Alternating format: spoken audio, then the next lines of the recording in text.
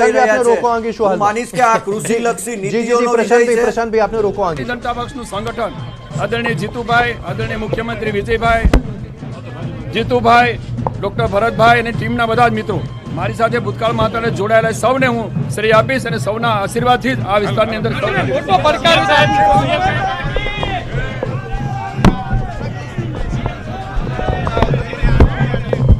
સીધા દ્રશ્યો ભાજપના વિજેતા ઉમેદવાર કુંવરજી બાવળિયા પ્રતિક્રિયા આપી રહ્યા હતા અને તેમણે પણ આ જીત માટે મુખ્યમંત્રી વિજય રૂપાણી જીતુ વાઘાણી તમામનો આભાર માન્યો છે।